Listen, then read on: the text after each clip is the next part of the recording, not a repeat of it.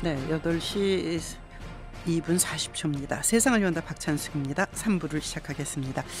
더불어민주당에는 27명의 3선 이상 의원이 있는데 하위 50%, 그리고 초재선 의원은 73명이 있는데 하위 30% 선에서 컷오프, 즉 공천 심사에서 제외된다, 이런 얘기가 나오고 있습니다. 오늘 개별로 이 결과가 개별 의원들에게 통보되고 내일 모레 25일은 밝혀진다고 합니다. 어떤 분들이 공천에 들어가지 못하는가 하는 게, 이런 가운데 지난 19일 대정부 질문에서 노무현 정부 때부터 북한의 개성공단 자금을 핵미사일 개발에 사용했다는 사실 알았다, 황교안 국무총리의 그 답이 있었습니다. 관련 질의를 했던 더불어민주당의 김경협 의원을 만나겠습니다. 안녕하십니까? 예, 안녕하세요. 네. 김경협입니다. 황교안 총리의 답변을 어떻게 보십니까? 한마디로 황당한 답변입니다. 자꾸 남의 탓을 하다 보니까 네. 모든 것이 노무현 정권의 탓이다, 이러다 보니까 아마 무리수를 둔 것으로 보입니다. 우선 네. 노무현 정부 때에 담당했던 요직에 계셨던 분들이 전혀 이건 모르는 사안입니다. 그런데 황교안 총리만 어떻게 알았을까요?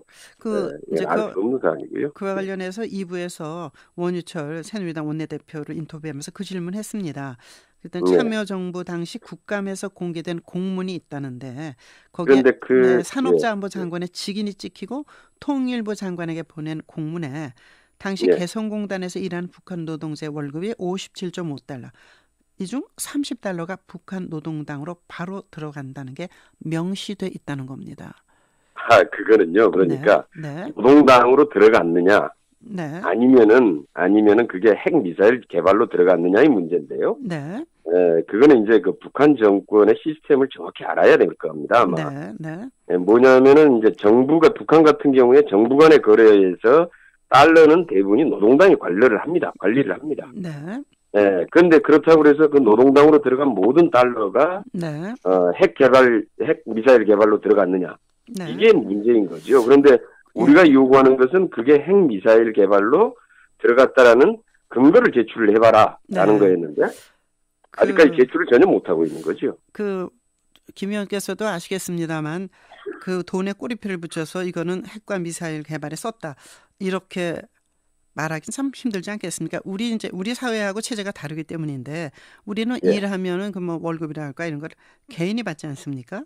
북한 체제는 그렇지 않은데 그 돈에 30달러씩이 글로 들어갔다면 그렇게 쓰였을 개연성 또한 부정할 수는 없는 거 아닙니까? 그런데 만약에 말이죠.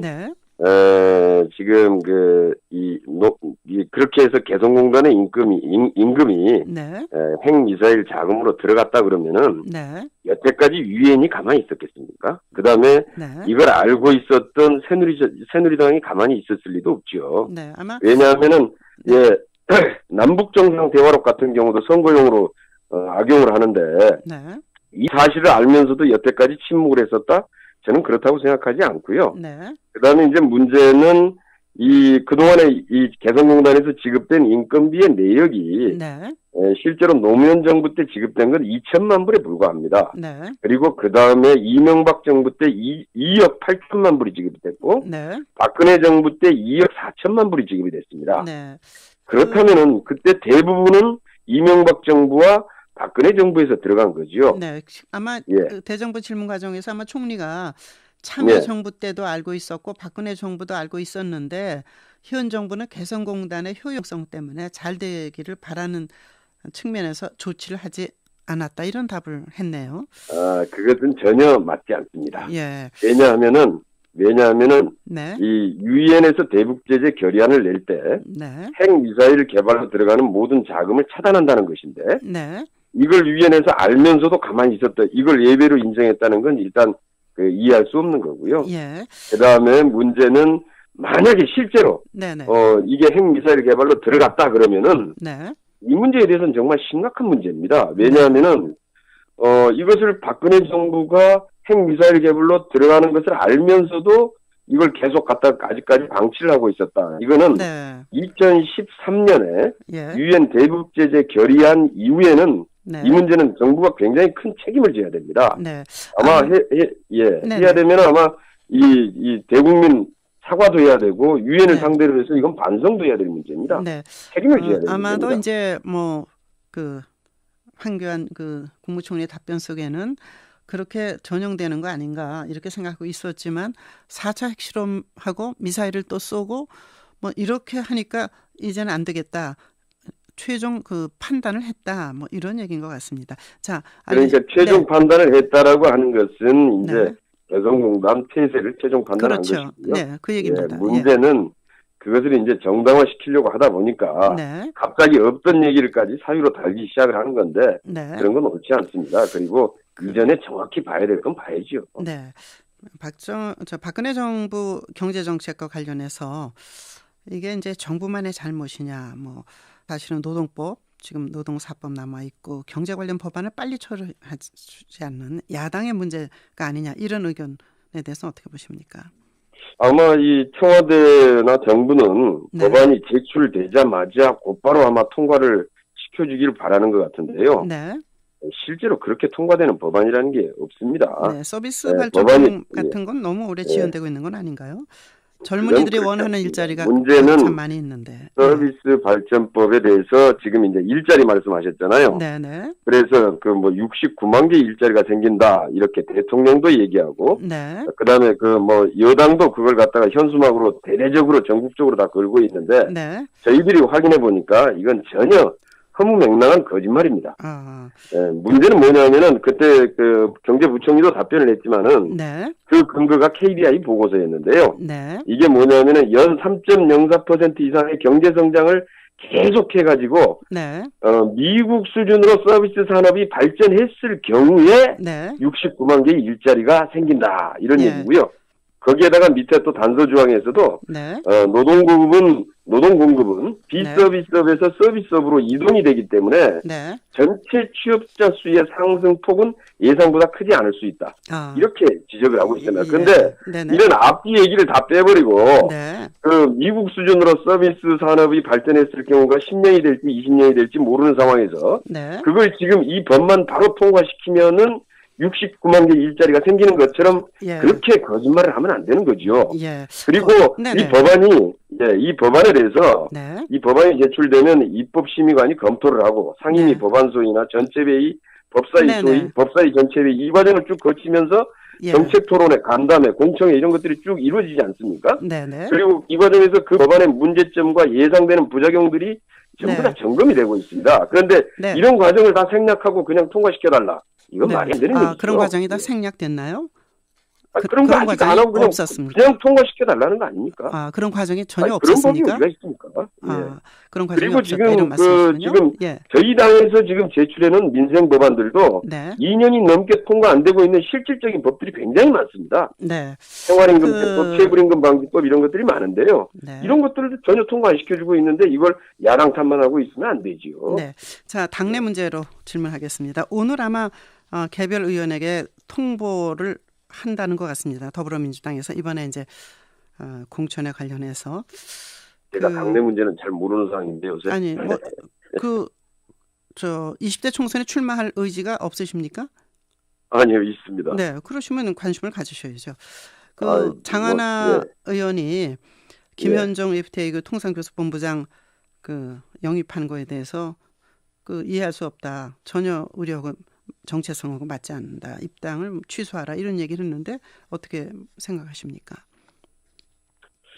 일부에서는 제기할 수는 있겠지만은 당 전체적인 의견은 아니라고 생각하고요. 좀 더 아마 이 FTA 협상 자체가 안 된다 이런 건 저희 당의 입장이 아닙니다. 문제는 FTA 협상을 하더라도 철저하게 국익의 관점에서 국가에 도움이 됐을 때는 해야 되는 것이고요. 우리가 또 손해가 크면은 못하는 것이고 이런 관점을 가져야지. FTA 협상 자체가 다 문제가 있다라고는 보지 않습니다. 세상이 바뀌면 당이 바뀌어야 된다. 김종인 대표가 지금 상당한 권한을 가지고 얘기를 하고 있는데 그 정체성에 지금 맞게 가고 있다고 생각하시나요? 뭐 아직까지 우리 당이 해왔던 정체성과 정체성에서 크게 벗어나지는 않는다 이렇게 생각을 합니다.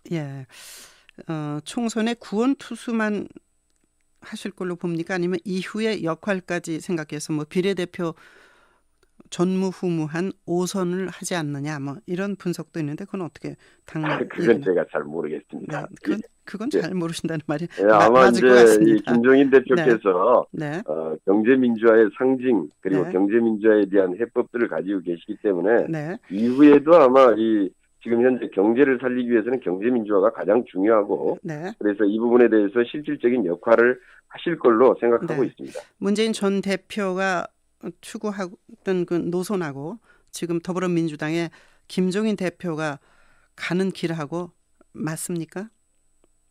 네, 뭐 저는 크게 다르지 않다 이렇게 보고 있습니다. 네.